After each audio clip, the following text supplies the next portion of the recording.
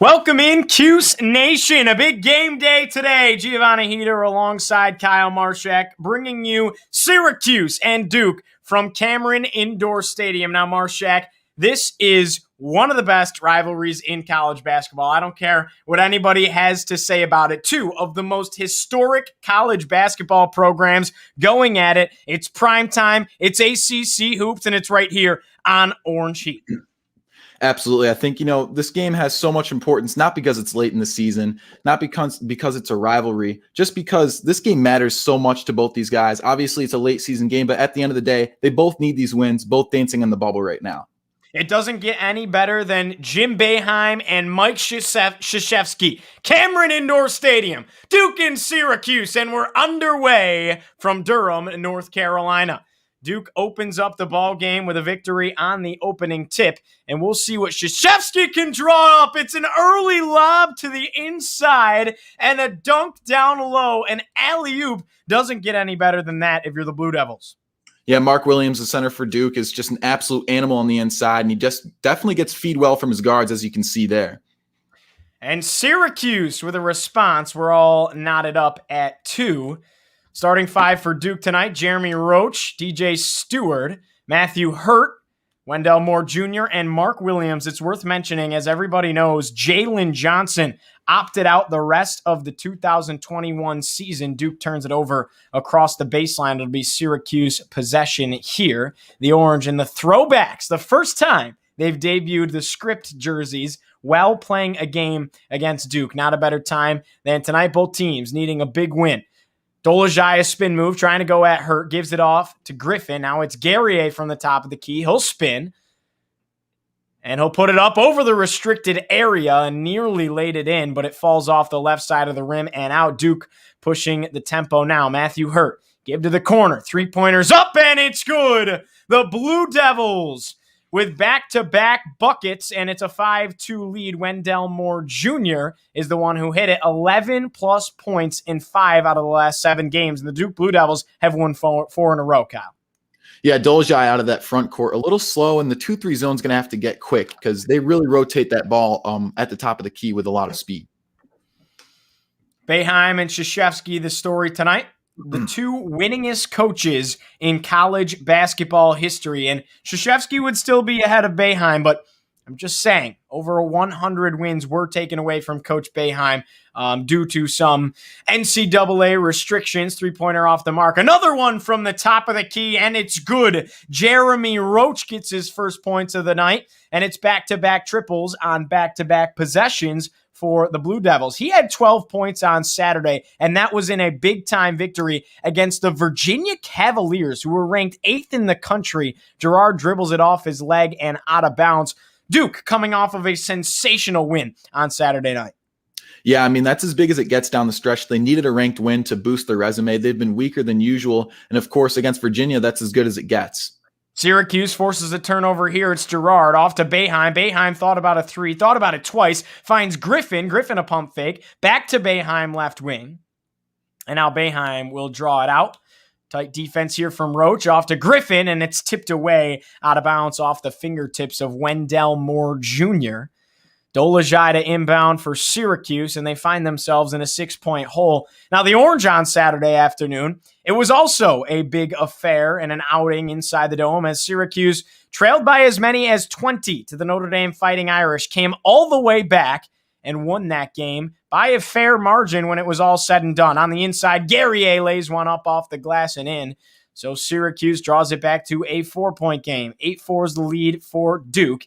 And neither team has had the season that you'd expect from these historic programs. Three-pointer, right side, and it's good. DJ Stewart, the 6'2", 163-pound freshman guard out of Chicago, Illinois. Everybody's touching the basketball, and everybody's hot from downtown so far for the Blue Devils, Kyle. Yeah, it's 2 different faces from downtown for Duke already. Wendell Moore Jr., the small forward for Duke, and of course, DJ Stewart has been burning hot as of late, and he'll continue to do that all night if you leave him open. Dolezaj, the floater from the left wing, and he connects. So when Duke has a bucket, Syracuse is there to have the response. 11-6 is the lead for the Blue Devils, 16:38 and counting left to go. Dolezaj had 22 points last time these two went at it. So they're going to look for him to have a big game tonight. He's going to be up against Matthew Hurt, one of the best to do it in the ACC, who led the way for the Blue Devils in that win on Saturday night against Virginia. We'll get the first timeout of the night, and back to basketball we go after the foul, and the Blue Devils simply cannot miss, Kyle. Another one from the left baseline, and it's a 13-6 lead for Duke. Yeah, I mean, they're 3-0 in their last 3 games, and honestly, I have no idea what came over them, because you do not just casually beat the number 7 ranked Virginia Cavaliers. So, this team has just been as dynamic as it gets, and the athleticism, the execution is all there. And we'll get a foul down low offensively off the ball from Marek Dolezaj. So Syracuse turns it over again. And Dolezaj's got to stay out of foul trouble tonight. He's done a good job of doing so throughout the season. And it's still a 13-6 ball game. Duke with the lead. 4 minutes have been played here at Cameron Indoor, and it really has been all Duke. Jeremy Roach with a give. Hurt wants 3, and it's too short off the front rim. And now offensive rebound down low. Back to Hurt. Now kicked out to Wendell Moore Jr. Right side, a pass, and it goes out of bounds. A turnover here. It was Jeremy Roach trying to find DJ Stewart, and Krzyzewski shaking his head, wants to talk things over with his team, and we will get our first break in the action of the night. Again, go ahead and head over to accessoryspot.com. That's XESSORYSPOT.com. Pick up your very own Orange Heat with Giovanni heater t-shirt. That's accessoryspot.com. Thank you to Accessory Spot. Now, Kyle, I want to have this debate a little bit, and I think it's the perfect time to do so during this halftime break. We're young guys, and we've been Syracuse fans our entire life. And a lot of people, our parents' age, would say our biggest rival is Georgetown. And I'm not debating that, but I'm saying that rivalry since Syracuse's departure from the Big East has really lost its luster. It doesn't really mean anything anymore. It's just a non-conference matchup. That rivalry, it just isn't there. When Syracuse plays Duke, it's something special. The Dome is sold out. All of the attendance records as of late, the last 3 of them have been when Duke comes to the Carrier Dome. There's just something special about this game. Duke's a blue blood in college basketball. Syracuse kind of, as history goes, on that brink. And man, when these two get together, special games just continue to happen. As a young fan who was just really starting to understand and pay attention when Syracuse came to the ACC, Duke's my rival. Duke's my rival. What are your thoughts? Yeah, well, I think, kids around our age are the future of the sports world. And frankly, I see it in my parents. They say, oh, I hate Georgetown. But at the end of the day, you have to put 2 points down on the table. 1, Georgetown is not nearly as successful as they used to be. And 2, you have to let go of the past. Duke is absolutely the biggest rival, and maybe not just currently, but in Syracuse history, because the hate that is bred between these two teams is unbelievable. Gio, I've been to 2 of the last 3 attendance records, and both times I could not hear myself think. And there's just no rivalry like it in college basketball, let alone college sports. Now, were you there for the John Gillen buzzer beater or no? Unfortunately, I was not. Okay. That was the one I missed. That would have been insane. I was not there either. Special. But I can vividly recall, running around my pool table like an infant girl and leaping into my father's arms. So there's nothing else that replicates the emotions that a Syracuse-Duke rivalry does. And, that's kind of the one really, really good team that hasn't necessarily had Syracuse's number. North Carolina's had Syracuse's number since joining the ACC. Virginia has. I mean, the list kind of goes on and on for teams that always give Syracuse a fit. Duke's not one of them. The series is fairly tied. I mean, Syracuse came on the road at Cameron Indoor, beat the number 1 ranked Duke Blue Devils a couple of years ago. I mean, they were number 1 in the country. It doesn't get any bigger of an upset than that. And Syracuse has won in the Dome when Duke's ranked number 10. John Gillen hits a buzzer beater. So the series is pretty tied between these two. And Boeheim and Krzyzewski coached Team USA together. I mean, there's just so much history here as Syracuse on the inbound turns it over, but it will be last touched by Wendell Moore Jr. of the Blue Devils. Duke currently leads it over Syracuse 13-6, 15:38 left to go left on the clock. Boeheim doesn't look too happy, Marchak. Yeah, obviously he runs a tight ship, and you kind of expect that. But it's unexpected, really, if you look at the Clips pregame, just how loose his players are. Though they're always glad to be at Cameron Indoor. And I actually recall, that game you mentioned only a couple of years ago, where Elijah Hughes led Syracuse to that win over Duke. Girard tried to put one in, but there for the putback is Robert Braswell. So Bobby B into the ball game early, probably the earliest we've seen him this year. And he puts 2 on the board for Syracuse. 13-8 is the lead for the Blue Devils. 15-16 and counting left to go on the clock. Here's Duke looking for a response here. Matthew Hurt in the ball game. Jordan Goldwire, one of the new faces, in as well.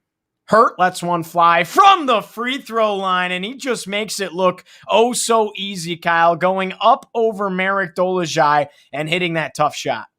Yeah, I mean, his shot is just as crisp as it gets. Hurt is going to be a problem tonight. I mean, he has the size of a center, the athleticism of a forward, and the shooting percentage of a guard. It's frankly ridiculous, the range this kid has for a guy who's, technically a power forward. It's just so impressive every time. Alan Griffin a drive, tried to dump it off to Robert Braswell, but instead it's picked off by Goldwire. Goldwire running the floor. Ball hits the deck. Hurt wants a corner 3, and he connects. Matthew Hurt from downtown, and Boeheim has to call a timeout as Syracuse is in a 10-point hole. 18-8 is the lead for the Blue Devils. Just under 15 minutes to go in half number 1. Not a good start for the Orange, and the Duke Blue Devils couldn't be shooting the ball any hotter. Yeah, perhaps the worst start for the Orange, thus far in the season. Syracuse, usually a team that it goes back and forth until they start to figure things out, almost like a boxing match. You have that first round to figure things out, and then you start to let go and let things fly. But, Duke seems to have it figured out right off the bat, and you can expect that with a team that's coached by Mike Krzyzewski. Now, Kyle, I want to get into this a little bit, and it's kind of stirred around the sports world, especially in the world of college basketball. Jim Boeheim had some comments to say about the departure of freshman guard Jalen Johnson, who decided to opt out of the rest of the season in his NBA aspirations. And Boeheim said they're better off without him. They don't need him. He's a ball hog. They don't need him. And the sports world has blown up over that, and we're back to play, so we'll get back to that. But it's definitely a hot topic in this game, fueling a little bit of the fire if you're the Duke Blue Devils and Mike Krzyzewski. This one left short by Alan Griffin. Incredible save by Braswell, and Syracuse now has 13 seconds left to go on the shot clock. Griffin, pass inside to Dolezaj. Dolezaj, a finger roll, and he lays it in. That's a good shot out of Marek Dolezaj, assisted by Alan Griffin. Doley's already got 6 points. He's 3 for 3 from the field. Yeah, 3 for 3 is a hot start, especially for a guy like him where he has to make challenging shots in the inside. He lacks the size in order to do so, yet executes so well. Wendell Moore Jr. looked for 3, fell off the left side of the rim, and it was rebounded by Syracuse, so here come the Orange. Boeheim, left wing, going at Matthew Hurt. Lays one up, and it's off the right side, too strong, and rebounded by Hurt. Here comes Wendell Moore Jr. of the Duke Blue Devils. Pass to the right side. Now a kick to the middle. Alan Griffin's there to send it away. Jermaine Bakerfield was in on the contact. It will be Syracuse ball. They're going to call some kind of travel here. And Syracuse just swarmed. I mean, that's great. That's a great job by the zone to close in. Yeah, I think they recognized that earlier, and they just kind of mauled them in the paint, and that's how you kind of come away with the turnover right there. So Syracuse, obviously the defense will change, just small changes throughout the game, but I think the biggest thing is what they're going to do on the offensive side of the ball. And we'll get a foul on the floor. It goes against Duke, off the ball once again. 18-10 is the lead for the Blue Devils. 13-17 left to go in half number 1. Syracuse with a fresh shot clock here, as Boeheim signals onto his team. And play resumes. So in the game at point guard now for Joe Girard is Kadary Richmond. Richmond a drive, and he lays it in. A floater from past the ACC logo. Kadary Richmond with a big-time bucket, and the freshman just continues to get better and better, Kyle. Yeah, meanwhile, a foul on the floor, but no wonder, Syracuse fans call for Richmond over Girard sometimes. Girard, a guy who lacks the size to finish on the inside, and Richmond's so large for his position at 6'5". He really has the size of a forward and the athleticism of a guard, and he finishes so well. It's hard not to like the kid. Jamin Brakefield will check out of the game for Duke. And here's Richmond again. Gives it off to Bobby B. Top of the key three-pointer. Too strong. Off the back of the iron and out. Hurt the rebound. And here's Goldwire running the show for Duke at the top. Blue Devils moving the ball well. Couple of guys want three, and Syracuse is there to close in on them. The zone has been pesky so far. Three-pointer, corner, and it's too far, way off the mark for Duke. Robert Braswell's there to seal up the air ball. It was Mark Williams. Wasn't even close. Three-pointer, Boeheim, too strong as well. Rebounded by Matthew Hurt. And Goldwire, a lob! Oh my goodness, Kyle. From half court, he extends the floor into Mark Williams, who slams it home. Yeah, Williams getting that one, a 7-foot freshman for Virginia Beach. And you see all the size right there. That ball over the top of Dolezaj, and that was lobbed from literally the logo, Gio. And Duke has a pretty small logo. Here's Alan Griffin. He gets his pocket picked by Goldwire. Now pushing it up the court is Jeremy Roach. Roach is fouled, and it's tipped out of bounds and away. No foul called, and it will be Syracuse ball, it appears, unless there's a timeout on the floor. And there is. So both teams will head to their sidelines, and they will take another break at Cameron Indoor Stadium, Marchak. So I want to talk a little bit about what Coach Boeheim had to say. Now, he said that Duke was better off without Jalen Johnson. Okay, understandable. And he got a lot of hate from that, including from Jay Billis, who's currently on the call for ESPN right now. Understandable. Well, Duke's won their last three. Those are the three games Jalen Johnson has not participated in. Matthew Hurt's running the show. The Blue Devils are succeeding. I mean, they've completely flipped the landscape of their season. Now, I would make the argument that, okay, it was NC State and Wake Forest. Like, okay, let's not get on our high horse and get too excited about this. But then they beat Virginia. Is Duke back? And is Boeheim right? It's tough to tell, obviously. Back in the day, we were purely, Syracuse fans before we were broadcasters. And I try and keep it unbiased and, as professional as possible. But at the end of the day, numbers don't lie. This season, Duke is 5-8 with Johnson. Without him, 5-0. Numbers don't lie, Gio. Yeah, I mean, it's absolutely incredible. The numbers don't lie. Matthew Hurt leading the way for the team with 18.5 points per game. Also leads it in rebounds with 6.4 rebounds a game. Goldwire, he's getting involved with the assists. He gets, more minutes. Obviously, Jalen Johnson was a forward, but there's just something different about this team. And as a Syracuse fan coming into this game, it makes you a little bit nervous because all of a sudden the Blue Devils are clicking on all cylinders. Just while we're at it, the season leaders for Syracuse, Alan Griffin, now leads the way in points with 15.2 points a game. He's also 44% from the field. We know that's the lucky number. Guerrier leads in rebounds with 9.4 rebounds a game. He's almost averaging a double-double, Marchak, and Gerard leads the way in assists with 3.5. Yeah, I think it's clearly fallen on Griffin and Guerrier, but the best part is you have supporting role members who pop in and out of existence. And Buddy Boeheim is one of those guys coming off of a 29-point comeback win against Notre Dame. So he had a big game from three, but he was just all over the court, frankly. And the problem is the front court for Syracuse should be there every game, but it's really a spot success and failure type of thing with both Gerard and Boeheim. Although you could say that Boeheim has had the better of the success this season. Yeah, I mean, I agree with you as far as the inconsistency goes. I mean, Syracuse is a team that blows out Virginia Tech by 20, who's currently ranked 16th in the country, and then they go and get blown out by 20 at Virginia. I mean, just the inconsistency is almost mind-blowing. But Boeheim, 29 points in the comeback. I mean, just took the team on his shoulders, went for 6 3-pointers in the outing. Absolutely incredible by the coach's son. The Orange come into this ball game 13-6 on the season, 7-5 in conference play. Duke on the other side, a worse record than Syracuse and more far away from the bubble, I'd say. 10-8, an 8-6 conference record. But again, it's Duke. It's the name. I mean, the unfortunate thing is, Kyle, I think if they win out, somehow they get into the tournament. Somehow. Yeah, I think absolutely. That's the deal for both teams is, Duke is name brand. They certainly have that advantage for them. And perhaps maybe the committee is looking forward to a year of not seeing Duke's name on the list. But at the end of the day, Duke is Duke. And if they win out, I think they'd find themselves there, especially if they cap off their season with both a win against a bubble team in Syracuse and a win against a lock for the tournament in Louisville.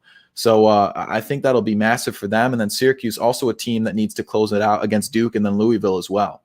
Roach banks in a three from way downtown, and it was all the way from the left side, Kyle. That one was all the way down Tobacco Road at the University of North Carolina. Roach is hot. He's got 6 points. He's 2 for 2 from downtown, and Duke has taken an 11-point lead over Syracuse at this point. Kadary Richmond, a spin move, a floater, left too short off the front of the rim. Goldwire running the floor. Pass to the inside and throwing down a tomahawk jam is the freshman center, Mark Williams. And Kyle, we talked about it all year. Syracuse doesn't have a big man. Teams continue to exploit that problem, and Jim Boeheim needs to talk things over once again.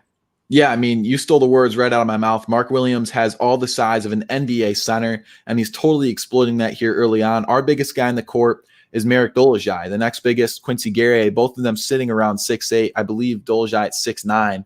So it's just not enough size against a guy in Mark Williams who isn't just your average college center where maybe they don't possess the type of strength or, this kid may not be super muscular, but he has the weight to him. And that is absolutely all you need at 7 foot in order to have success in the court tonight. That dude slashes down the court like nobody else.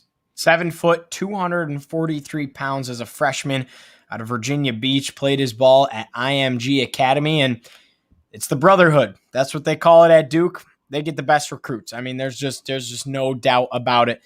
Here's Syracuse down 25-12, looking for something big. You need a little bit of a spark here. 10:43 left on the clock. And, I'm not going to say Syracuse proved they can come back down 20, against Notre Dame on Saturday. But Duke's not Notre Dame. Duke's got these 5-star elite level players, and they're playing hot basketball as of late. Dolezaj on the inside just gets absolutely smothered by Matthew Hurt. Taking it away is Mark Williams, and here's Goldwire for the Blue Devils, slowing things down. Syracuse can't buy a bucket. They can't even get penetration on this team right now, and this Blue Devils team looks extremely impressive.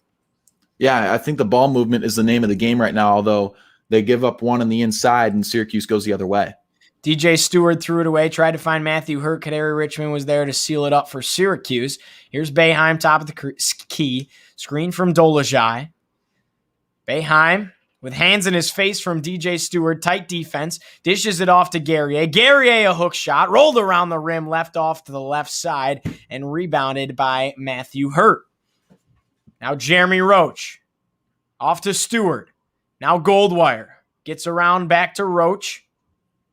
And Roach will pull it out looking for an isolation possibly. Off to Stewart. Stewart pulls up. Deep three. And he splashes it home. 28-12 is the lead for the Blue Devils. And DJ Stewart already has himself 8 points. 2 for 3 from downtown. That backcourt defense is practically non-existent right now, and they're going to have to improve that quickly. We've seen it in games earlier this season where Boeheim talks things over half, and then you see Girard or Kadary Richmond and Buddy Boeheim playing much tighter defense and rotating as quick as possible at the top of the 2-3 zone, and obviously depleting that three-point shot percentage, which is much needed in this 2-3 zone. And right now they're just running away with it from three. Now these are not close threes. They're barely even open threes. These are way deep to the point where Syracuse shouldn't even have to close out on it. That's just how well Duke is shooting the ball tonight. Absolutely unconscious. Syracuse down to 5 seconds left in the shot clock. Girard chucks one up from deep. Way too strong.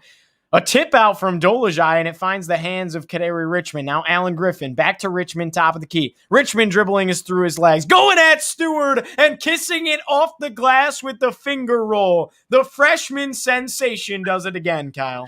That's the game you need to do right there. Girard hooks up a shot, much not needed whatsoever. But we clean up the rebound, and then we move the ball out, and Richmond from the top of the key off a good pass, dribbles through the legs, and then slashes to the hoop.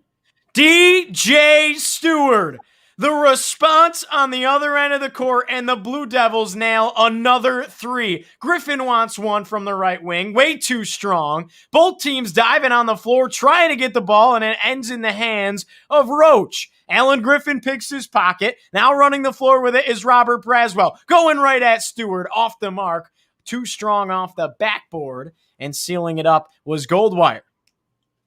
Wendell Moore Jr. tried to kick it to the inside, looking for Mark Williams, and out of bounds the ball sails. I believe will stay on this end of the court. But how about DJ Stewart, Kyle? He's confident from downtown. That one was a little bit of a heat check, and he drained it. Yeah, no, that absolutely was a heat check. Not a little bit. That dude's shooting from 25 out, it seems to be every time. And you'd like to think that maybe Syracuse could replicate that. But the fact of the matter is, the difference right now is that Duke is defending all the way from 25 feet out and, kind of staying glued to their hips all the way to the paint. And that's the difference right now. Syracuse a little lackadaisical on defense. And Kyle, 23 of the 31 points right now for Duke come from freshmen. And another freshman does it right there. Jeremy Roach from the left wing. And the Blue Devils are unconscious. 34-14 is the lead. And I can't believe what I'm seeing right now on the court at Cameron Indoor Stadium. Syracuse 0 for 4 from 3, 8 for 12 from 3 is Duke. Simply put, Duke is looking to run away with it before 5 minutes are gone into this next half. This is just unbelievable. Another three. Stewart almost connected, and that one was certainly a heat check because he didn't let his feet get set. And finally, a miss. Duke 8 for 13 from downtown. Syracuse looking for their first, and it was an early shot, ill-advised by Joe Girard. It wasn't even close. So 34-14 is the lead for Duke by way of 20. This is the largest margin Syracuse faced on Saturday and had a miraculous comeback, but it's all Blue Devils so far on Coach K's court. Who knows? 7 minutes to go. Yeah. Sorry about that, Kyle. A little bit of a delay. I didn't hear you at first. Feed to the inside, and Dolezaj didn't stand a chance. Henry Coleman III, the freshman out of Richmond, Virginia, put it up off the glass, no problem. And Syracuse is in some deep trouble now. Dolezaj drive off the window and too strong. He's fouled. He'll head to the charity stripe. This will be just the first time tonight. But wow, this is a completely different Duke team than we've seen all year. And maybe they're that much better off without Jalen Johnson. I don't know. Yeah, I mean, frankly, Syracuse is lucky if they get 8 threes an entire game. Right now, you see 8 threes from only a couple players on Duke. And it's not even halftime. So this is extremely impressive. I think the execution from the arc is unbelievable. The defense looks lackadaisical, from that front court in Syracuse. And, the defense is just more than impeccable from the top of the key all the way down to the paint for Duke. And if they continue on this streak, I think they'll prevent that eventual comeback that Syracuse is trying to plan right now. And they're just sharing the ball so well. I mean, you have DJ Stewart, you have Jeremy Roach getting in the mix, you have Goldwire, and you also have Wendell Moore Jr. hitting 3-pointers. I mean, I said it earlier. At one point, it was 23 of the 31 points Duke had. Now they have since surpassed that, had contributed to the points. I mean, this is a young team. This is just what Mike Krzyzewski does. He replenishes talent. These guys are almost all 5-star recruits coming out of, if you just read down the roster list, Kyle, these guys are coming out of every prep school that you've heard of. Some of the biggest ones like IMG Academy, Blair Academy. We know these schools, and they all come to play for the Brotherhood at Duke. How Duke is clicking on all cylinders this late in the season just makes you think, if COVID weren't a thing, and Mike Krzyzewski had this time to get this team together, because he does have a team of freshmen. These guys go to play in the NBA. They're one-and-dones. And I think that's why you see the one-and-dones struggling this year. They didn't have the time to get the team together like they normally did in the offseason and connect and play. Kentucky, North Carolina, Duke, Kansas, all struggling, all not even on the bubble for the NCAA tournament. They're all teams of freshmen. It just makes you think how the teams that are dominating are the teams that, typically will have a couple of seniors on their team and juniors and sophomores, guys that have played together before. And now Duke looks like they're in NCAA tournament form by a million, and we're at the late stage of the season. It just makes you think what could have been if these schools had the time to really click.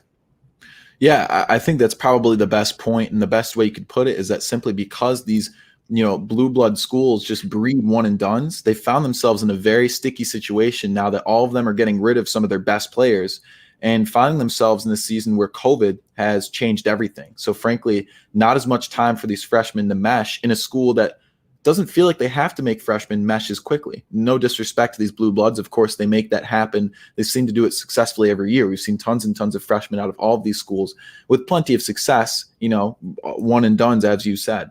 But at the end of the day, I think a school like Syracuse, you would think schematically has the favor, with a team that's been meshed for so long now, plenty of seniors, both in the starting lineup and on the roster.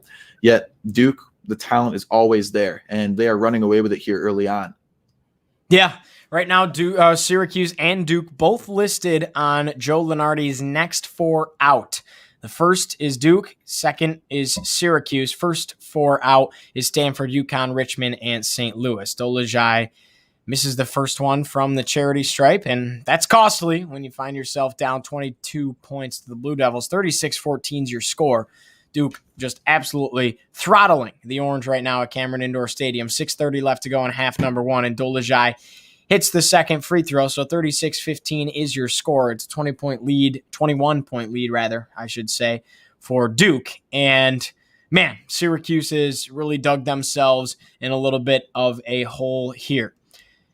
And Mike Krzyzewski knows Boeheim's going to play that zone, right? These two coached together for a long time, and what does Duke do? Okay, well, we'll shoot the 3 ball. And it just seems like when Syracuse is playing teams, they shoot their best performance from downtown of the year, and that's just kind of been the rhythm of this season for the Syracuse Orange. Duke trying to come up with a bucket. 2 seconds left to go on the shot clock. Wendell Moore Jr. chucks one up, and it's too short off the front of the rim. Rebounded by Buddy Boeheim. Syracuse running the floor. It's Kadary Richmond. The floater off the front of the rim, rolling in. And Syracuse cuts the lead down just a little bit, 36-17. They're within 20. Richmond's got 6. It's been a back-and-forth game in the past couple minutes, and that's a good sign for Syracuse, who needs to slow this game down. Well, there it is. The Blue Devils weren't going to go away quietly and let the Orange come back. Matthew Hurt, a corner three-pointer with a hand in his face. And Matthew Hurt is playing sensational basketball for the Blue Devils as of late. 39-17 is the lead once more for Duke. John Bolajak is in the game. He'll take a 2-point jump shot. Guerrier gets the miss. Guerrier nearly gets his pocket pick, gets it out to Kadary Richmond. We haven't seen John Bolajak play since the non-conference schedule. Kadary Richmond, the freshman, pulling up from the right wing and stroking the net pure on a 3-point attempt. That's a huge bucket right there. Richmond with our first 3-pointer of the game. 1 for 6 from downtown is what Syracuse is looking at. 9 for 15 from Duke. Matthew Hurt hitting that last one. He's 16 of his last 22 3-point shots. That's 73%. And on the season, 43%. This kid is just so dynamic at his position. Roach wants 3. Give it to him. Oh my goodness, Marchak. Jeremy Roach from downtown, and it's a 42-20 lead for the Blue Devils. I have not seen a team shoot this well from the 3-point arc. I don't know if I've ever seen it before. This is absolutely incredible. Alan Griffin pulls up, right baseline, off the mark. Guerrier fights for the offensive rebound. Boeheim wants 3. Top of the key, yes. Syracuse needed that one, and Boeheim responds. Sorry, Kyle, go ahead. Absolutely. I mean, it's great to see Boeheim and and Kadary Richmond trying to answer. That's absolutely necessary with the way Duke is playing right now. But those 3-point shots, I've never seen a team shoot at this rate ever. I'm not sure if we ever will again. Boeheim, another one from the right wing. Buddy, bullseye. 2 for 2 from downtown on the last 2 possessions. And Syracuse starting to slim the lead a little bit. Had a career high of 29, like we mentioned, against Notre Dame. And he hit 6 3-pointers in the outing. Alan Griffin forces another turnover. Back to Boeheim. Heat check. And he misses it off the rim, but it's tipped in. Kadary Richmond. And Syracuse making a little bit of a run. Mike Krzyzewski calls his first time out of the night, and it's a 42-28 lead for Duke. And Boeheim wanted that one, Marchak. That was a heat check with a hand in his face, just pulled up. I think if he hit that, we would have lost our minds. Yeah, I think it's obvious that the left elbow is kind of his spot. And so when he gets there, I think you realize at this point that Syracuse needs to make a very quick answer. He hit 2 in a row. That would have been 3, but instead we get the offensive rebound.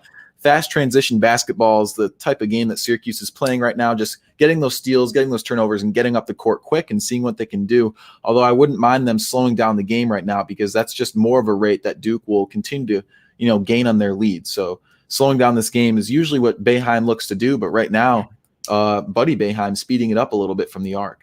Now, what are your thoughts on John Bolajak in the game right now? Again, haven't seen him on the court since the non-conference schedule. Has been a non-factor for Syracuse. Is this a situation where somebody's hurt? Or is this a situation where Boeheim's looking for a spark? I mean, he's said many times in press conferences that These guys, Frank Anselm and John Bolajak and Jesse Edwards, just simply aren't ready. They aren't performing in practice, so why would he put them in a game situation, right? Why are we seeing John Bolajak on the floor right now? What are your thoughts? Yeah, it's tough to tell. John Bolajak obviously has all the size, but perhaps not the physicality. He's so large, but another one of those kids off the bench who just doesn't have the muscle on him yet.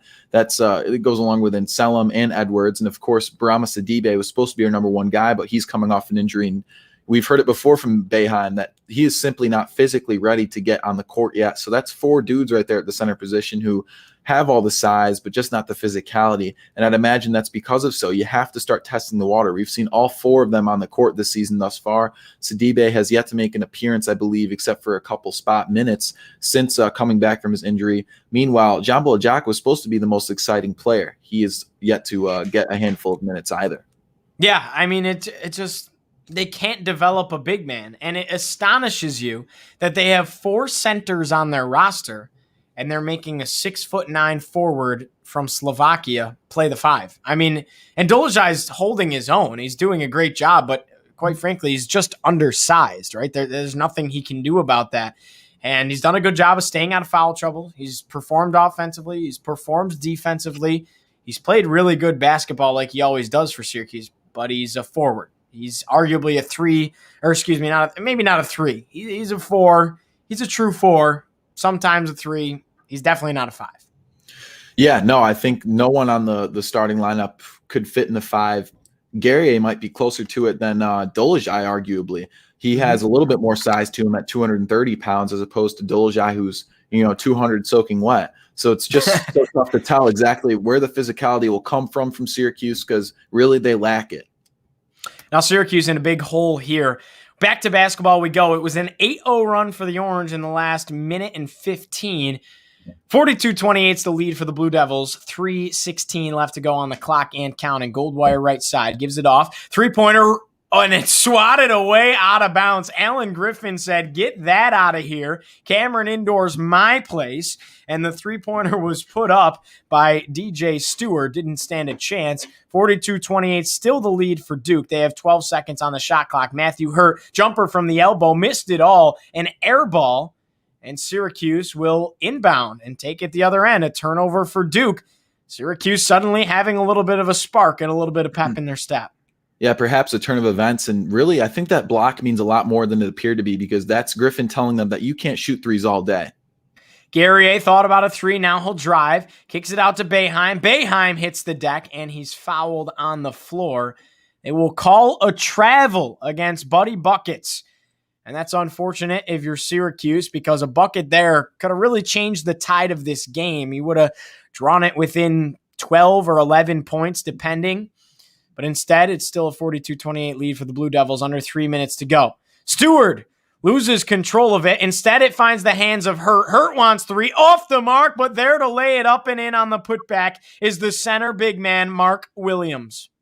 Yeah, Mark Williams simplifies the game so well. When he sees space, he slashes. When he sees a board, he gets it, puts it back up and in. And that's exactly how a true center should play.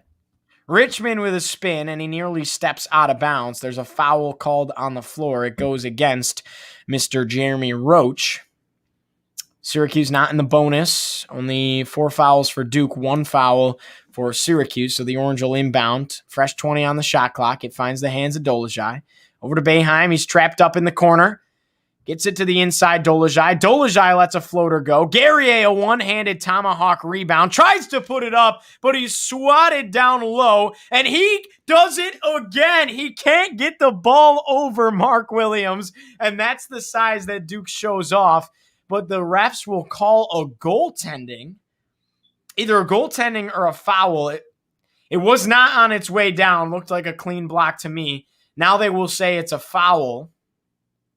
Again, I didn't see contact either. That's fantastic basketball out of Mark Williams and quite honestly fun to watch. Yeah, I mean, I grew up watching a lot of guys at the center position, and one person I've seen plenty of highlights of is Manute Bull. And that type of block reminds me of Manute Bol at 7'7". He was the tallest NBA player of all time. And really for the Rockets, he was just unbelievable on the inside. Some of the plays he would make. I saw one play where he had 4 consecutive blocks. And that is the type of length you see in Mark Williams. This dude, he's 7 foot, but it looks like his wingspan might be a little bit longer. This dude is super large, even for a center. Well, Guerrier misses all of them at the charity stripe, so 44-28 remains the score, and DJ Stewart with a jumper from the elbow off of a screen finds the net, and it's a 46-28 lead for the Blue Devils, and they have awoken once again. Alan Griffin a drive off the rim. It spins around like a toilet bowl and falls home. 46-30 your score. Trading bucket for bucket are the Orange and the Blue Devils. 1:35 left to go in half number 1. Syracuse trailing by 16. DJ Stewart give off to Roach. Now Goldwire. Matthew Hurt thought about a 3. He'll drive instead. Going at Guerrier, and a foul is called. Whistle blown. Guerrier can't believe it. And Matthew Hurt will head to the charity stripe for 2. Some touchy fouls called both ways now, and so Guerrier kind of pleading his case, but at the end of the day, Duke's going to get those foul shots all night. They're another squad that, they do so many things correctly, and one of them is definitely drawing fouls. We've seen it in players like Grayson Allen, who both gave and produced plenty of fouls back in his day, and so that's what you can expect out of a chippy team in this blue blood squad. Matthew Hurt converts the first one from the free throw line. As we await the second, it's up and it's in. So Hurt goes 2 for 2 from the line, and it's a 48-30 lead for Duke by way of 18 points. Hurt's got 10 points tonight. He's 3 for 6. Also has 5 rebounds, well on his way to a double-double. Alan Griffin kick to the inside. Bobby B lays it up, and he's fouled. The foul will go against Mark Williams, and this is good if you're Syracuse, because Williams is such a dominant force. If you could just possibly maybe get him in a little bit of foul trouble here, you could get something going down low, because I don't think Syracuse is going to win this game by shooting threes, as Braswell connects on his first free throw. Yeah, I think the only way Syracuse will start to win this game is if they take control of the pace and slow it down. And then perhaps they do get a little hot from 3, but at the end of the day, they just need to have a higher output than Duke. And that comes down to the defense. The defense is, absolutely poor right now. They need to step up from defending those 3-pointers and perhaps allow them to get to the inside. Maybe some foul trouble for Marek Dolezaj, but that's better than the output of these 3-pointers that they're putting out right now. So it's a 48-32 lead for Duke. Braswell hit both. Under a minute to play. A scrum for it on the floor. A loose ball. Goldwire's there. They'll call it a jump ball tie-up, and the possession arrow goes to Duke. 54.9 left to go on the clock. Syracuse trailing by 16. 13 seconds on the shot clock now for the Blue Devils.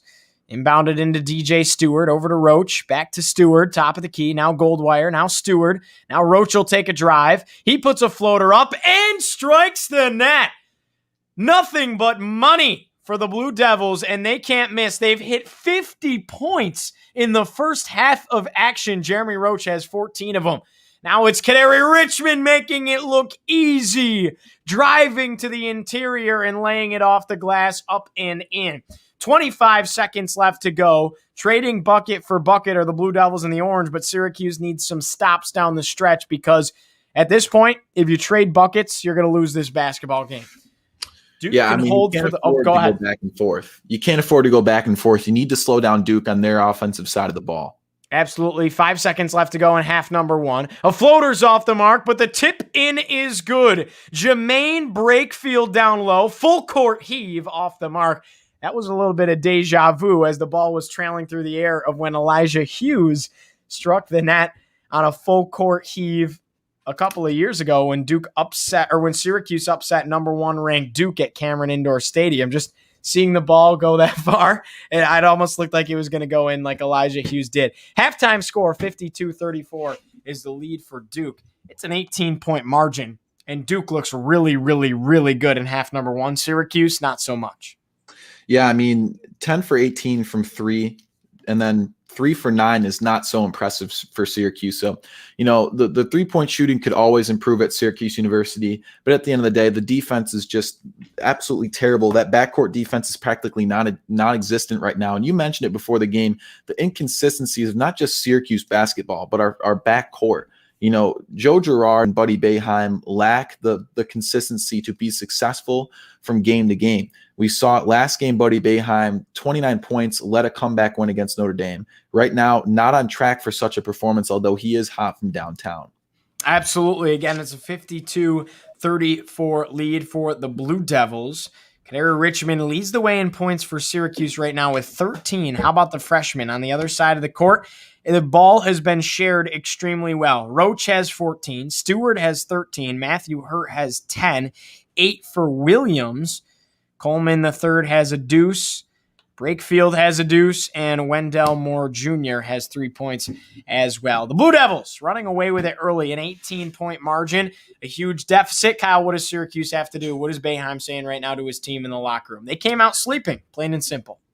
Well, it reminds me of definitely, some NC State or Virginia Tech games, that have happened this year, where early on you see that 3-pointer definitely landing for that opposing team, and then Boeheim has that backcourt defense improving and up towards the top of the key, 25 feet out, and making that press happen in that second half. And you can expect that out of Boeheim's players right now, both in his son and, of course, the counterpart in Joe Girard. So both of them going to be playing some tight defense coming out into the second half. And then you need to see that 2-3 zone in the front court as well off that baseline just rotate quicker, because they are not recognizing Matthew Hurt in that wing quick enough. By the time the ball is kicked to them, he's able to make that shot 10 out of 10 times. As I mentioned, 16 of his last 22 3-pointers have landed. That's 73%. That is an absolutely ridiculous clip. And that's a part of this 3-game stretch that Duke is on, possibly 4 in a row, if they continue to do what they're doing right now. I would add that I think Kadary Richmond needs to be on the court for the rest of the game. He leads the team in scoring with 13. He's playing his best basketball I've seen him play all year on the offensive end. He can create transition opportunities with steals and on the defensive end in that 2-3 zone with his length and his wingspan. Duke right now, 62.5% from the field. Are you kidding me? They can't miss, Kyle. 55.6% from downtown, 10 for 18. Syracuse not even shooting the ball that poorly, 40%, 33% from 3. But Duke is just lights out right now. I haven't seen anything like it in a long time. No, yeah, and that's the crazy part, is you were going to expect a close game. ESPN had Duke as a 6-point favorite. Going into this matchup, points per game, Syracuse at 76.5 points per game, 75.6 for their counterpart in the Blue Devils, 70.3 given up, 71.2 for Duke, 15.4 assists per game for both squads, and 4.8 blocks per game for Syracuse, 4.6 for Duke. That sounds like a really close matchup to me, and right now it simply isn't. Duke is executing from downtown, and that's the change they've made as compared to Syracuse's poor defense, which is certainly allowing them to do so. Fantastic analytics by my man Kyle Marchak, the best broadcast partner in the world. The halftime lead for Duke, a big margin, 52-34, heading into both separate locker rooms. Syracuse looks to make another massive comeback, 2 games in a row, and the Blue Devils look to continue their hot streak, trying to make it 4 consecutive wins. We'll take a quick break for halftime, and we'll be back in just a couple of minutes. Don't go anywhere. Stick around. It's Syracuse and Duke, 2 of the most storied college basketball programs in the landscape of the sport, and it's a 52-43 lead for Duke at half.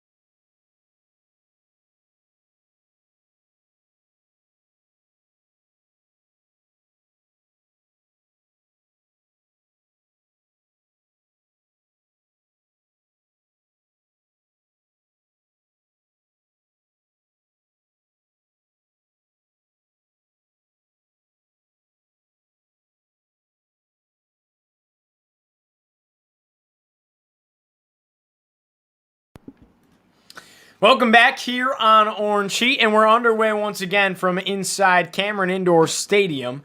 Syracuse and Duke. The Blue Devils lead it 52-34. Alan Griffin, a finger roll, a lay-in, and it kisses off the window and falls. So 52-36. Syracuse in much need of another comeback this week again against Duke. They did it on Saturday against Notre Dame. Kyle, is it possible for the Orange, or are they playing damage control at this point?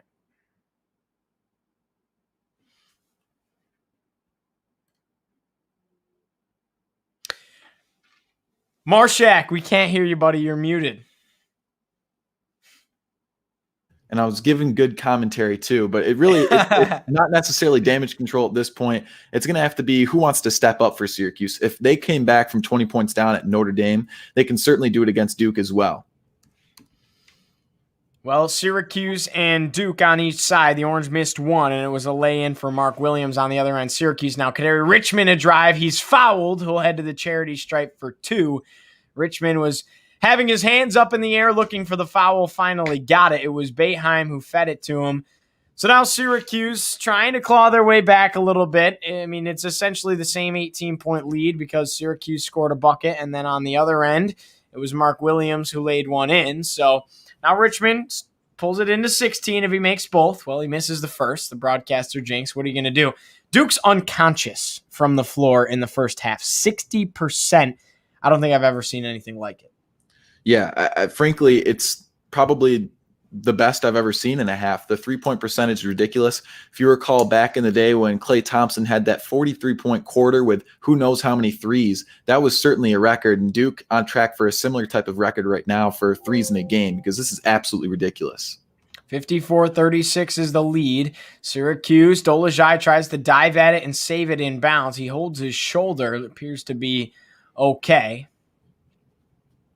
And the ball sails out of bounds again. We'll stay on this end of the floor. It'll be Duke possession. 18:32 left to go in half number 2. 54-36 is your score.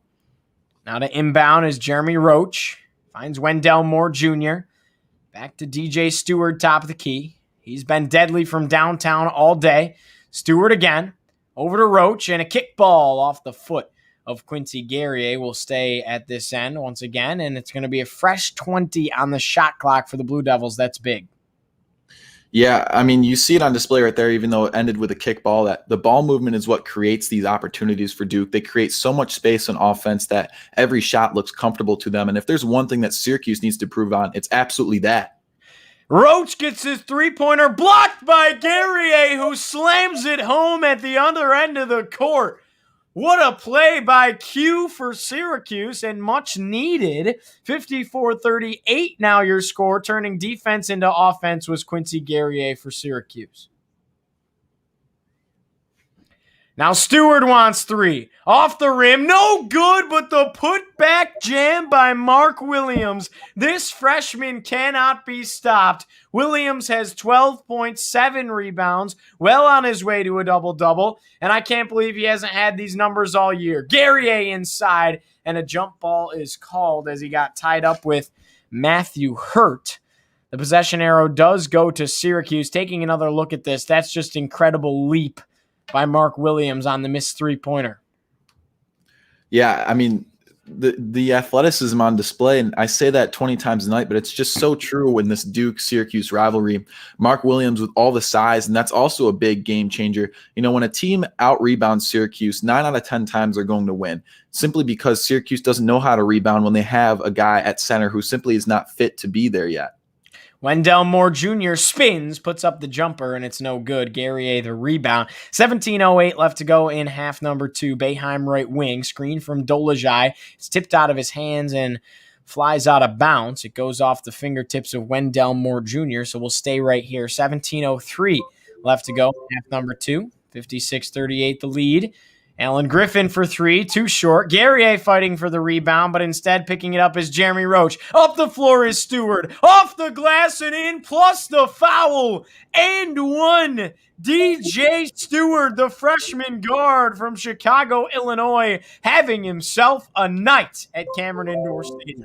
Look at that finishing ability. Alan Griffin, one of the better chase down blockers, despite being a guard or a forward, you could say, on the Syracuse roster.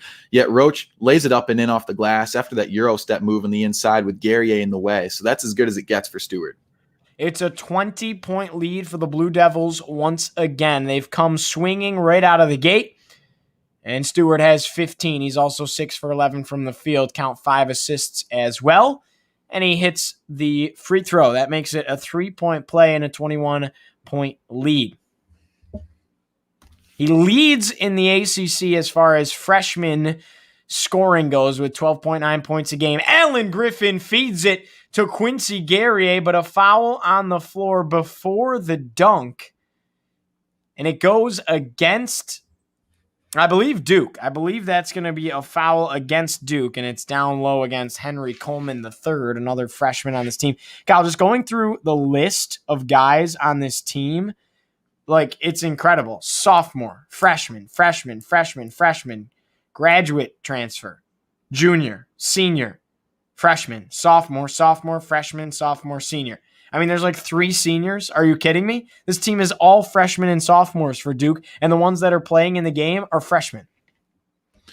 Meanwhile, Syracuse is just a living, breathing junior, ground. It's just everyone's been there for a couple years at least, and that's why you'd like to think there's more chemistry. But right now, a full season, although it's kind of shortened by COVID, Duke's chemistry looks unbelievable right now, moving the ball around and creating those 3-point shot opportunities. And as I said earlier, it took the entire year. Syracuse is the bucket on one end, and on the other end, it's Wendell Moore Jr. with the floater. 61-40 is the lead for Duke. Again, 21-point margin for Syracuse at this point. Just under 16 minutes to play in half number 2, and damage control is starting to set in. 13 seconds left on the shot clock. Alan Griffin spins, finds Guerrier. Guerrier kicks it out. Dolezaj. Dolezaj was open for a 3, didn't want it. Now it's off to Richmond. Richmond dribbles behind his back, going at Wendell Moore Jr., trying to find some lane. Gets it off to Boeheim, but a foul is called down low, and it'll be a travel against Kadari Richmond. Mark Williams tonight, 12 points. He's 6 for 6 from the field, 7 rebounds. You can't ask for a better performance out of your freshman center. Yeah, I mean, again, all that size is going to win, 10 out of 10 times down low for Syracuse, or for Duke, excuse me. Mark Williams, 7 foot. You really don't see a ton of 7-footers, even at the NCAA Division I level, simply because they lack that type of size. Even at 7 foot, it's the physicality that'll be missing too. Yet for Duke, this kid is unbelievable, and it's shocking to see that he hasn't, created these numbers all year. So Coach K and Jim Boeheim let the TV guys take it over, and they take a timeout on the floor. Syracuse down by a huge margin. Kyle, you sent me a text at halftime that said damage control at this point, so I have to credit you for the words that I've used. Is that now starting to click in? I mean, 15 minutes to go, down 21. They did it against Notre Dame. Can they do it again? This Duke team looks a lot different than Notre Dame. Yeah, I think you painted the picture best. This isn't a 9-11 Notre Dame squad. This is Duke University. They may not be having the season that they've wanted to, but at the end of the day, they're still a bubble squad that's fighting for a spot in the NCAA tournament. And I think because it's Duke, they're that much better. And so a name brand school will be a name brand school at the end of the day. And Duke's ability to execute when they need to is just unbelievable. And right now, it's at its peak. That first half separated them, and they just continue to hold on to that lead right now. Now, a loss here tonight, what does that do to Syracuse's NCAA tournament hopes, in your opinion? Frankly, it's Syracuse University, but at the end of the day, they never seem to get the luck that they want in their bubble picks, and I think they would be running away from any hopes whatsoever. I think this is kind of a last chance game. They can try and cap off the season with another win to add to their resume, but frankly, it's not a massive win. And so at the end of the day, I think this Duke game was probably one of the biggest ones that they had left.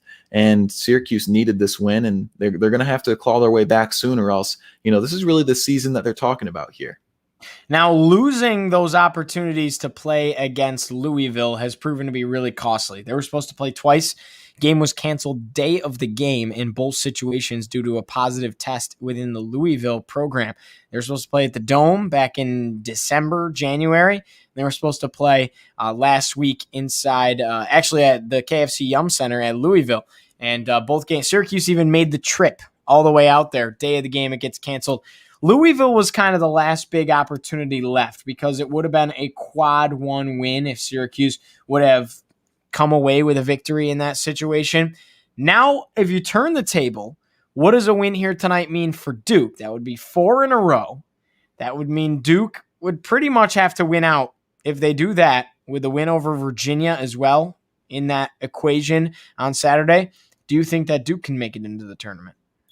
Yeah, I think it's certainly a possibility. If you look at the resume, very similar to Syracuse thus far, a couple or maybe just one ranked win. You saw early on they were ranked and, of course, died out and kind of petered out. And, statistically, they've had a very similar season to Syracuse. But at the end of the day, this is Duke University. And I think simply because of that, they might find their way in, as unbiased as the committee may seem. I couldn't agree with you more. Back to basketball we will go. It's a 61-40 lead for Duke by way of 21 points. And I'm not sure if anybody expected this quite blowout of a game that has transpired thus far. Jump ball tying up with it was DJ Stewart and Robert Braswell as well as Buddy Boeheim.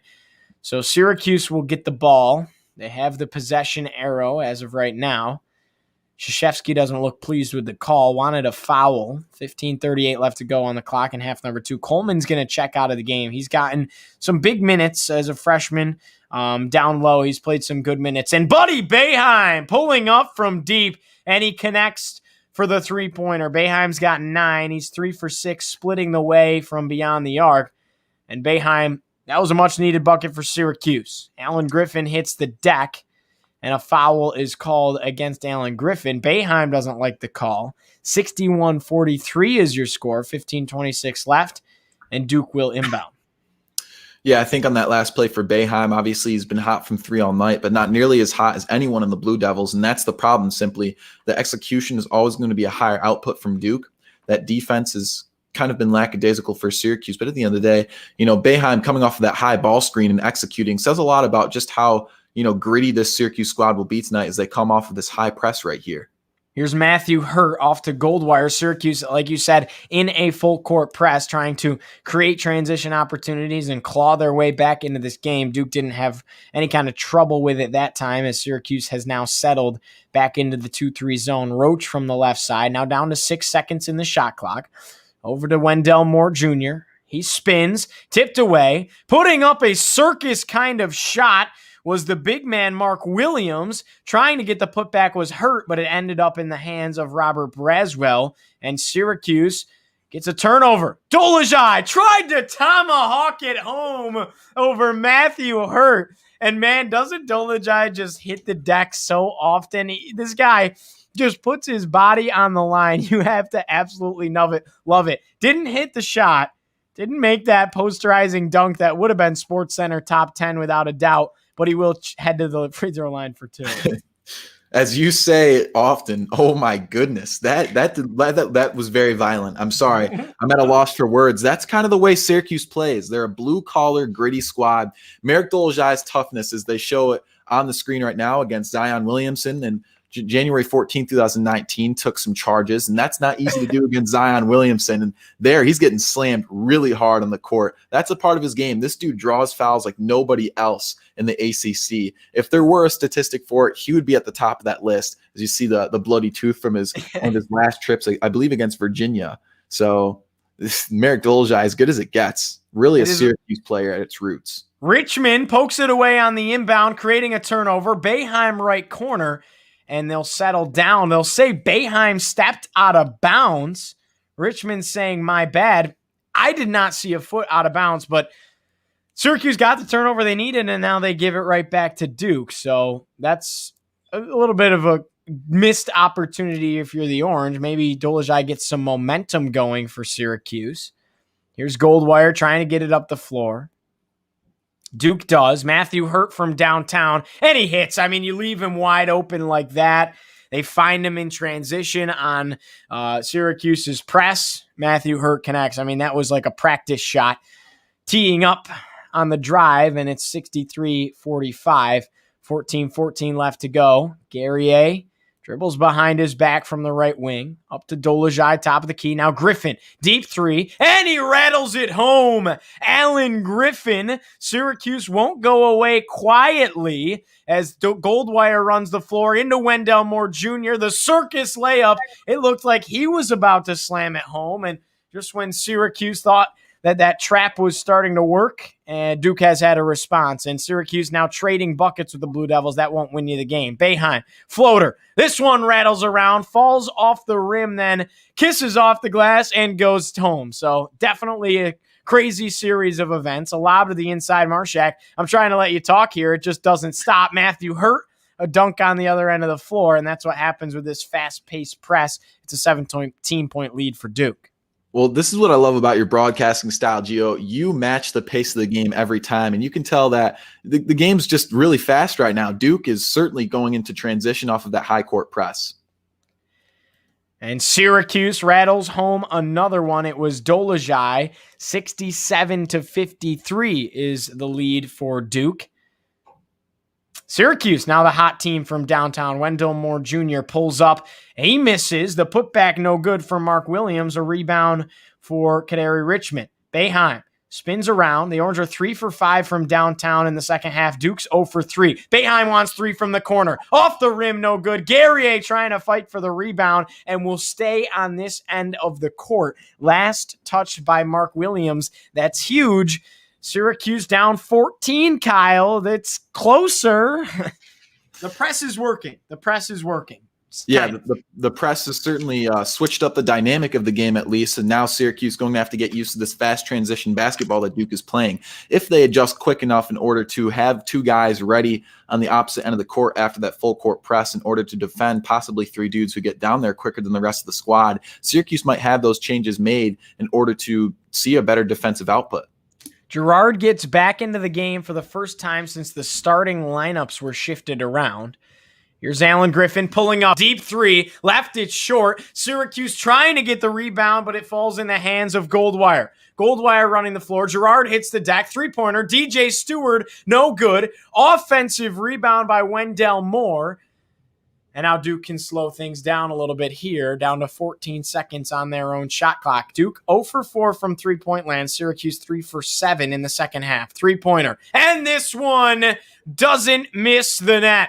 70-53. Just when you thought Syracuse could get back into the game, Duke was there with a bomb, and it was Goldwire from downtown. Guerrier wants 3. Way too strong. Hit off the rim again. Alan Griffin, the athletic putback. 70-55, 15-point game. Now the Blue Devils running the floor, an alley-oop lob, and Mark Williams slams it home. This is just incredible, high-paced, back-and-forth kind of basketball. Girard left wing. It's a shame Syracuse is down by so many because what a fun game to watch it would be. Kadary Richmond, a spin move, fancy move. Guerrier couldn't get the putback, and now Goldwire up the floor for Duke. Goldwire to the tin, and a foul's called on the floor, well behind the three-point arc, back at around mid-court. And both teams will take a breather and head to their sidelines, much deserved.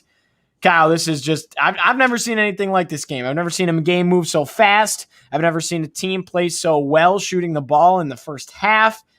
It's a shame Syracuse got themselves into a hole early. We could be looking at a different kind of ball game.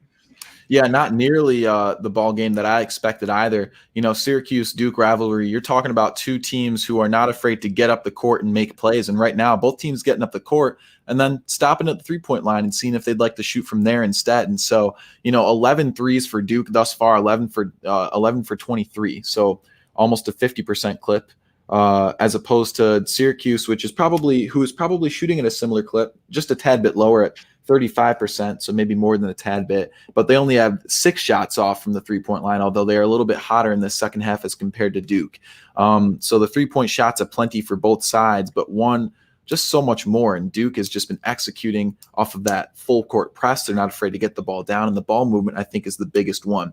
Boeheim's discipline of his squad seems to be lacking because this year, although it seems to be obvious that he wants the ball to be moved around, the assists just aren't there really.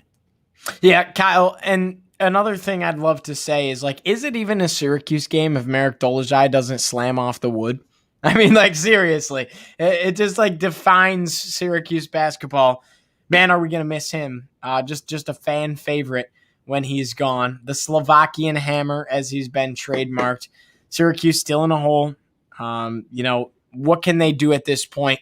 They're doing the right things, but the press isn't working. Duke has it figured out. They're scoring on the other end. Syracuse is scoring the ball better, but the press isn't being as effective as they would have hoped. Yeah, I mean, at the end of the day, I think it's obvious that Syracuse needed to make a defensive change in some way. The 2-3 zone is just being completely exploited for its purpose, frankly. The 2-3 zone is designed to force up the toughest shot in basketball, which is a three-point shot. The problem is Duke's three-point shot is more than fantastic tonight. And so at the end of the day, even when Duke does drive, they execute as well. The defense just isn't there, and so they had to switch something up. And so I agree with the move, to that full court press. But at the end of the day, it's only slowed down the still, much better output of Duke. Now, if you're Duke, Mike Krzyzewski's got to be telling his team right now, don't take your foot off the gas, especially when Syracuse knows that they can come back in a basketball game. They did it early in the season against Buffalo, and then they did it against NC State at one point. They've done it again tonight. On Saturday night, rather, I should say, against Notre Dame. Haven't done it yet tonight. They got it within 14. That was the closest just moments ago. Is it within reach for Syracuse, I guess, would be my question. I'd say these last few minutes right here are going to be the last few moments that tell us whether or not we're in reach. I think by the time we get to that 5-point mark, you can kind of tell whether or not the game will be over, because if we haven't clawed back to within a single-digit reach, I think Duke will continue to run away with it. Syracuse slowly, and I mean very slowly, etching away at this lead. I think they were up to almost 25 points at one point, and now down to 17. You said at 14 at one point just moments ago. So it's kind of been back and forth since then. But Syracuse is going to have to go on a run very quickly if they want to see any changes in this game right now. Back to basketball we go at Cameron Indoor Stadium, 72-55 the lead for Duke. And 11 minutes left to go in the ball game. Goldwire left wing gives it off to the top of the key. And Duke really sharing the ball well, but Syracuse has played effectively in the zone after coming out of the press. Matthew Hurt puts up a circus shot way off the mark. And Hurt is fouled, I believe. It looks like he'll shoot two, and it goes against Joe Girard, who can't believe it. Yeah, I mean, that's just a part of Joe Girard's plays. He's a very, gritty player, but he seems to lack the discipline.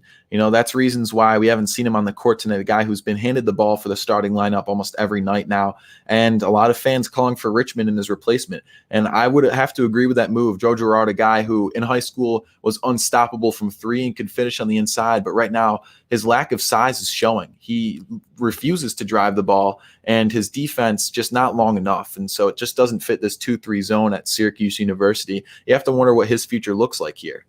Absolutely. Boeheim on the inside, and Hurt, who usually doesn't miss a free throw, goes 1 for 2. A foul on the floor, and it goes, I believe it was on Dolezaj, so it goes against Mark Williams, it looks like. 73-55 is the lead for Duke by way of 18. 10:39 left to go in the ballgame. Syracuse looking for a desperation-type comeback here. It certainly would be historic. Alan Griffin gives it off. Robert Braswell, who has to go up like a wide receiver and get it. Braswell wants 3 off the mark, tries to save it from going out of bounds, and will head to the other end of the court. Syracuse comes up empty on yet another possession. 10:25 left to go in the second half. The good thing is you can absolutely sense the urgency in that Syracuse squad, trying to move the ball a little bit quicker and trying to make a play, but simply just a lack of execution. Syracuse still in that press. They've changed it up a little bit, but Duke again gets it up the floor with little to no problem. Syracuse settles back into the zone, and Jeremy Roach from the top of the key gives it off to the right side. Stewart back to Roach. Now Goldwire with it on the left wing. Pass to the inside. Mark Williams. Stewart with a cross-court pass. He lets a floater fly. Left it no good. But Mark Williams is there again. And when you don't have a 7-footer in the ball game, when your biggest guy on the court is 6'9", that's problems. Mark Williams has exploited that tonight, Kyle. Yeah, and I mean the size you mentioned, it's all there, but it's not just the size; it's the physicality that matches it, and that's the difference between the centers in Syracuse and the centers in Mark Williams for Duke University. This dude is 7 foot, but he has the bounce, he has the speed, he has the quickness, the length, the physicality. 16 points, 10 rebounds. He's at a double double, and that's his first career double double at Duke. So that tells you just how much success he's having in college right now, specifically against this Syracuse squad. Now Roach at the top. They get it past the Syracuse press again with little to no problem. 75-55 the lead. Back to 20 for the Blue Devils. Roach thought about a three. Gives it off Goldwire. He's left open from downtown and he hits. The Blue Devils don't miss when they're left wide open, and Syracuse giving them all the opportunities in the world. No closeout whatsoever. And the lead back up to 23 points for Duke. They're 12 for 24 from downtown. That's 50%. Syracuse is 6 for 18. Boeheim, a tough drive, got it blocked, got his own rebound, and lays it up and in. 78-57 now with under 9 minutes to play. Goldwire running the floor, and he gives it back out to Roach, who will slow down this tempo. Roach again, gives it over to Stewart. Back to Roach, and Duke just simply killing the clock at this point. Now under 10 seconds in their shot clock. Goldwire over to Roach. Roach a lob to the inside. Mark Williams lost control of it, wanted a foul, and he almost had another alley-oop jam. Boeheim over to Guerrier. Guerrier pulls it back out. 8.5 minutes to play. Into Dolezaj. Dolezaj with a little bit of a mismatch. Stewart on him. Kick out Braswell. Corner three. Rattled around. No good. Dolezaj an offensive rebound and just flicks it back up off the glass and in. That's just kind of high IQ basketball by the Slovakian hammer. Just realize I'm going to get closed in on. I'm 6'9". Mark Williams is 7 foot. I got to put this thing up quickly. And on the other end of the court, it's DJ Stewart from three, Kyle. They don't miss. Duke always has an answer. Syracuse, they seem to fall into a rhythm where they might pick up a gritty bucket. And, it's usually just a 2-pointer on the inside, of course. And then Duke, they just seem to always run down and find that spot from the 3-point arc. And so every time we think we might start running away with it, Duke always has an even better answer. And Stewart has 19 points for the Blue Devils so far tonight. Again, a freshman on this squad. 81-59 is the lead for Duke. A TV timeout on the court, Kyle, and now damage control has certainly sunk in. I like this. This is like kind of turned into a thing that I say.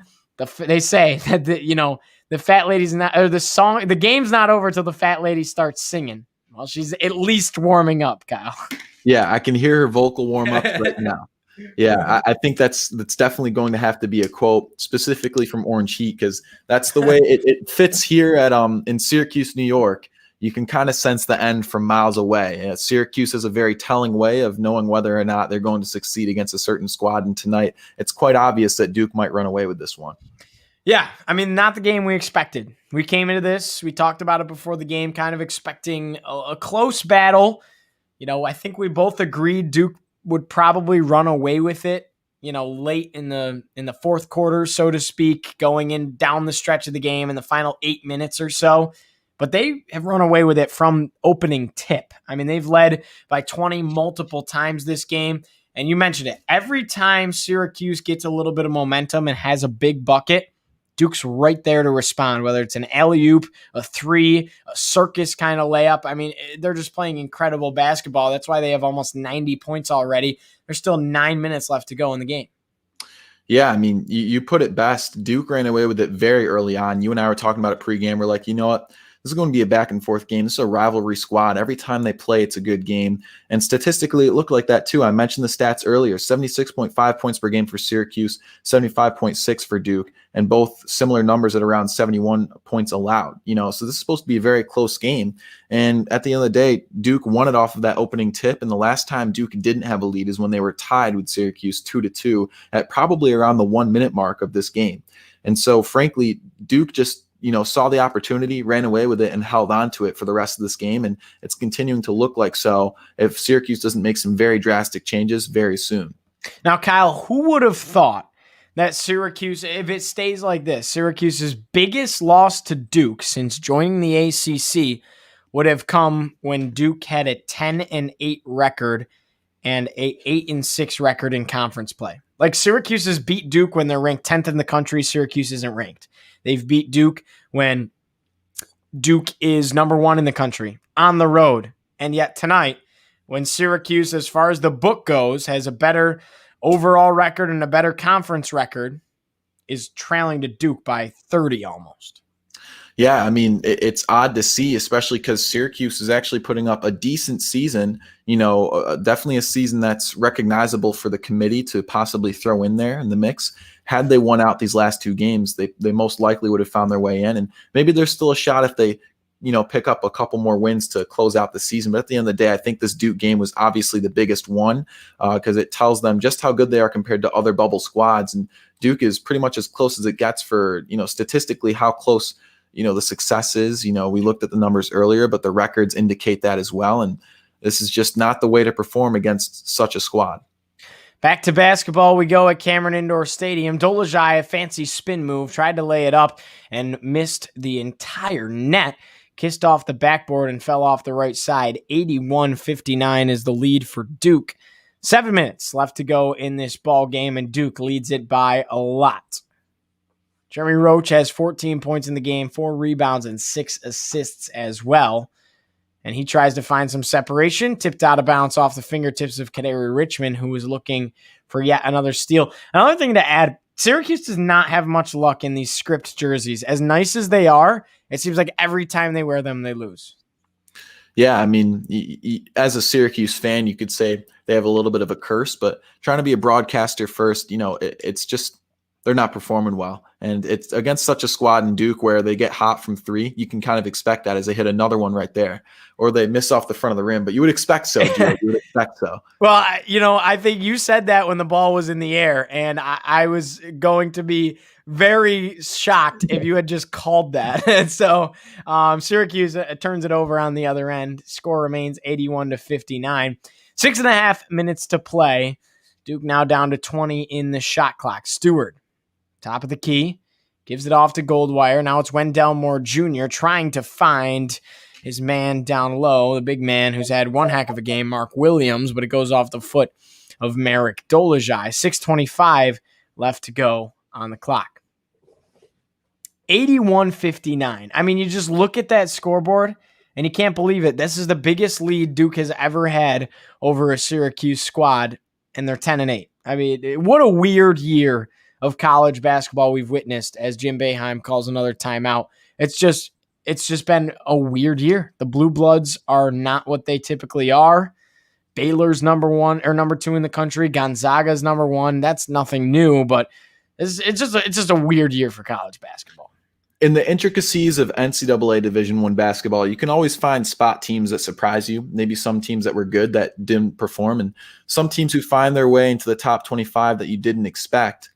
But I don't think anyone signed up for the blue blood squads to end up all with losing records to start out the season and trying to claw their way back into a bubble team situation. No one expected Duke to maybe not even find themselves in the tournament, even with a ranked win against Virginia. They started off the season so poorly that it was just unbelievable. And that, if that doesn't epitomize the COVID season that we're in right now, I'm not sure what does, because it seems like not just basketball changed, but everything did. So I would ask you this question. If you're Syracuse, at this point, the NCAA tournament hopes are going like this, right? How much does that win over Virginia Tech carry? It's not even a quad 1 win. It's a quad 2 win. Virginia Tech currently ranked number 16 in the country. They moved up 2 spots despite they're on a pause because of COVID. They haven't been able to play in 2 weeks. They had their game canceled against North Carolina on Tuesday, and then their Florida State matchup canceled on Saturday, which that's a different conversation for another day, which were huge for Virginia Tech. They're 3rd in the ACC. Virginia's ahead of them. They already beat Virginia. Florida State's number 1. If they could have knocked off Florida State, the ACC would have been shaken up, and Virginia Tech, I should say, could have been number 1. But again, another story for another day. How much does that win over Virginia Tech for Syracuse by 18 points? How much does that pull as far as the committee goes, in your opinion? Well, frankly, I think it's certainly something to note. But at the end of the day, it only carries so much. Syracuse, their final game is going to be against another, plausible bubble squad in Georgia Tech, although they're not really quite there without any ranked wins. And so, if they get that win over Georgia Tech, it tells the committee that Syracuse can still beat other bubble teams or teams around that area. But at the end of the day, I'm not sure if it really carries over that much. It was, close to a month ago. And I know it doesn't really matter in what course of the season it happens. But at the end of the day, mentally, I just don't think it's important anymore if Syracuse can't even beat a bubble team at this point. And we should add that was inside the Carrier Dome, not at Castle Coliseum. So that does play into the NET rankings and everything like that, and the quads, the quadrant 1, 2, 3, 4 wins. If it's a home game, it has less of a factor than if it's a road game. And there's a bunch of stuff that plays into the NET rankings that you wouldn't even necessarily think about. So definitely just interesting as back to basketball we go. Stewart missed a 3. Gerard saves it from going out of bounds. Boeheim to run the floor. Boeheim thought about a 3, gives it to the inside Dolezaj. Dolezaj puts a layup up and in. Dolezaj trying to put Syracuse on his shoulders, doing a good job of it, but they're still down 20, 81-61. 6 minutes left to go in the second half. Here's Roach, gives it over to Stewart. Stewart back to Roach. Top of the key, and again, Wendell Moore Jr. Duke just taking their time here. They're just trying to kill as much clock as possible. Now down to 7 seconds in the shot clock. Bobby Braswell gets tied up with Wendell Moore, hitting the deck, trying to pull anything away, and it's a jump ball call as you'd expect, and it will stay on this end for Duke because Syracuse did get the last one. Possession arrow to the Blue Devils. Jim Boeheim and Mike Krzyzewski, 2,144 combined wins. They're the 2 leaders in college basketball history, and they've been doing it for a long, long time. Inbound. Stewart wants a deep 2 from the baseline, coming off a screen in the inbound, and he connects. 83-61. 5:30 left to go, and the Blue Devils are not taking their foot off the gas, Marchak. No, not at all. And that's exactly what you can expect out of this squad. They just do not give up. It's the reverse of damage control. They want to have an impressive win because I know they need every point they can get at this point in order to find themselves in the NCAA tournament. A miss for Boeheim, who tried to get a layup, and it was tightly contested. Wendell Moore Jr. gobbled up the rebound, and 83-61 will remain the score. It's all but over here on Coach K's court at Cameron Indoor Stadium.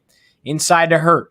Hurt with an elbow jumper from the left side, too strong, back of the iron, rebounded Kadary Richmond. Richmond gives to the left side. Braswell wants 3, rattled around, hit off the right side of the rim and fell off. 83-61 still remains your score, and both back-to-back possessions, a no-go for each Syracuse and Duke respectively. Syracuse hasn't converted on their last 2 possessions, and 4.5 minutes to play here. Duke now down to 12 seconds on the shot clock. They'll start their play. Up to Hurt, top of the key. Pass to the inside. Williams grinding his way around Marek Dolezaj, putting it off the window and dropping it. 85-61. Mark Williams has 18 points. That's a career high for the big man in his first year. And he swats it off the backboard as Kadary Richmond was trying to find a bucket for Syracuse.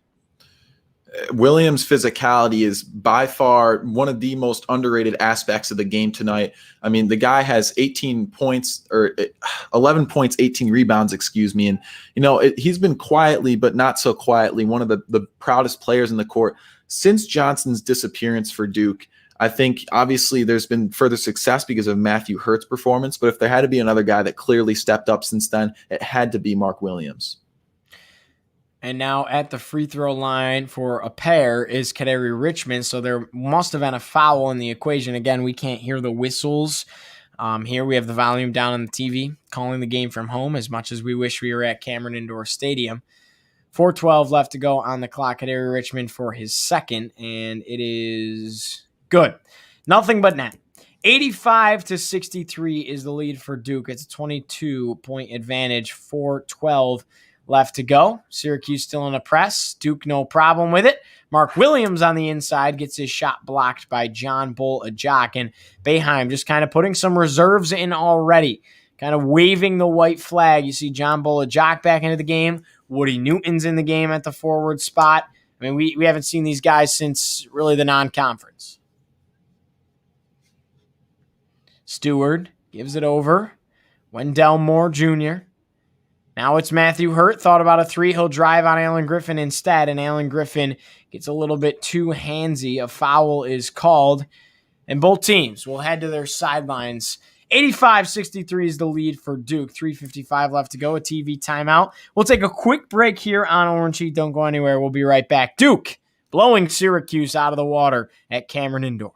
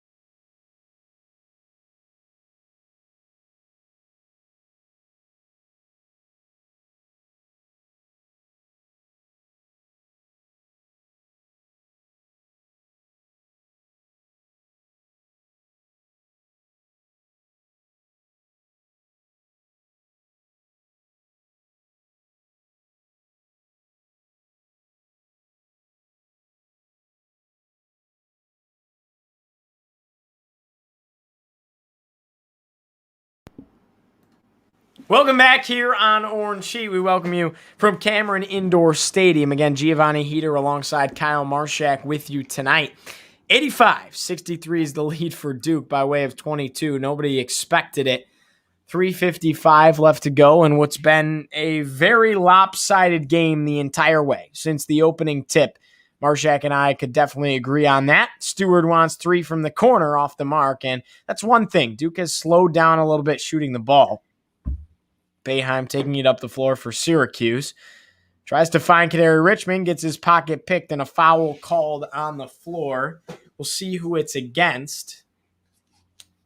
As the clock stops with 3:44, both teams head to the other side. It goes against Syracuse, and it goes against Mr. Buddy Boeheim. 85-63, 3:44 left to go. Matthew Hurt has the Blue Devils in the bonus. He'll shoot a 1 of 1 at the charity stripe. He's got 15 points tonight, 5 rebounds, 5 assists, and he misses the front end of the 1-of-1.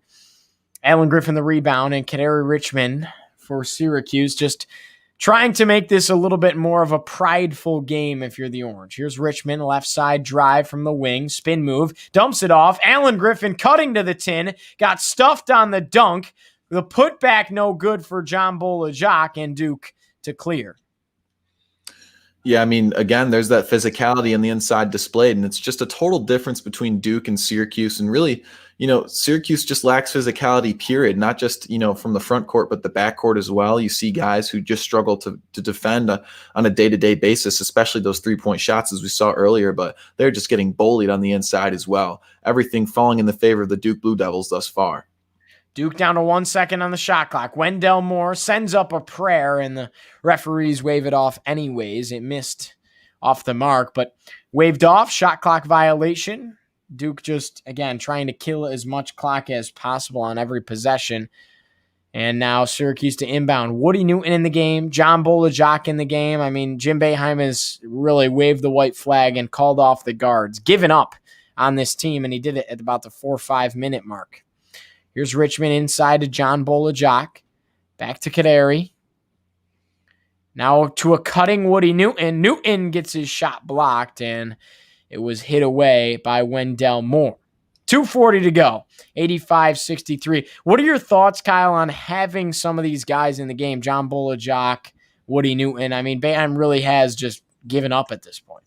Well, I think it's absolutely important to Syracuse's success and possibly their last game, because who knows, they may need to stretch the court and get bigger guys on there. And, they need everyone they can to improve as soonly as possible, because simply put, there's really no one on the bench to go to other than Kaderi Richmond and perhaps Braswell and Woody Newton.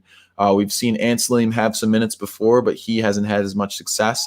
Edwards on there as well, and a Jacques, but really no true centers as well. So the development of our youth is extremely important right now. Lob to the inside. John Bolajak stuffed it away. It was Boeheim on one end with a 2. 85-65. Boeheim, deep three. And he hits. Left wing triple. That's his sweet spot.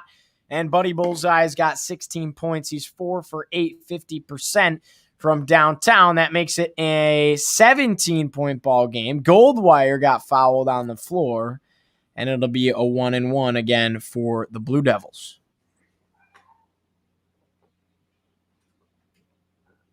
Boeheim put the team on his shoulders against Notre Dame. 29 points, a career high. Maybe he'll do it again in the last minute 50. You never know.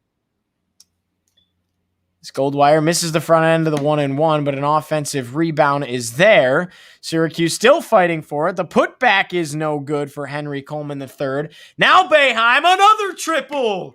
This time from the opposite side of the court, right wing. 1:38 left to go. 85-71 the lead for Duke. And who knows? A minute 38, plenty of time, Kyle. Yeah, I mean, coming off of that timeout, perhaps that water started to taste like I can shoot from anywhere for Buddy Boeheim. And so next thing you know, a couple of shots from deep. It's just kind of trying to wrap up this game. But I've seen bigger comebacks before. Perhaps that's just the Syracuse fan speaking from inside of me right now. Now, there's not a lot of time, so you'd have to think possibly too little too late here for Syracuse. But, hey, Buddy Bullseye from downtown, he hit a couple of big ones there, to say the least. As both teams head to the sideline, Coach K wanted to talk things over. 85-71 is your score, minute 38 left to go. What's Coach K saying to his team right now? Don't worry about 35? I think he's probably, more worried about just getting those players on the court and just being able to execute. At this point, he just wants them to slow down the game and not, start any bad habits. Because once you get around this time with this large of a lead, you see guys hucking up shots or whatever it may be, just perhaps giddy or excited from this 1.5 minute game to go and just such a large lead. It's just damage control at this point for Syracuse and vice versa for Duke, just trying to slow down the game and continue to execute. Here we go. Syracuse, again, not even in a full court press. Newton and Ajak remain on the floor. They trail by 14. Matthew Hurt. Syracuse pressing out, trying to create some kind of turnover here. It's more of a half-court press, you could say. Ball swings to Matthew Hurt, gets back to the right side, DJ Stewart. And Duke now with 7 seconds on the shot clock. Wide open 3 from the corner. Off the mark. Alan Griffin the rebound. Syracuse maybe with a chance here. A 3-pointer, much needed. Kaderi Richmond a drive. Kicks it out. Alan Griffin. Griffin dribbles behind his back. Pulls up. Deep 3. Rattled around. Almost hit. and instead DJ Stewart picks it up. So that will put that excitement to the end most likely, as now we're under a minute to go. Syracuse really would have needed one there. It would have made it 11 points. Still would have been a tall task and a historic comeback, but there was a slight chance. Now Duke can kill a full 30 seconds, down to 10 of it, and 35 left to go in the game. A steal here for Syracuse. Alan Griffin pokes it away out of the hands of Stewart. Now Woody Newton pulls up for three. Newton rattles it home, and he misses off the mark. Offensive rebound by a jock that gets poked away. Wendell Moore Jr. can run out the final 13 seconds of this game. Duke wins 4 straight, and they have completely flipped their season on the other side. And that'll do it from Cameron Indoor Stadium. Syracuse falls a big one. Duke, an 85-71 victory over the Orange, the largest margin these two have ever seen against each other since Syracuse has joined the ACC. Thanks so much for tuning in, everybody. We can go take a look at the box score. We might as well, Kyle. We always do before we turn everybody loose. But definitely a disappointing game for Syracuse fans across. And if you're Duke, the dream is alive for an NCAA tournament bid. Yeah, I think this is a massive game for both teams. Syracuse looks very disappointed, as they should be. You know, the fact of the matter is, closing out with only 2 games to go and a very, very borderline NCAA tournament resume, they needed every win that they could get, let alone a win against another bubble team. And so Syracuse headed out to Georgia Tech, for their next game.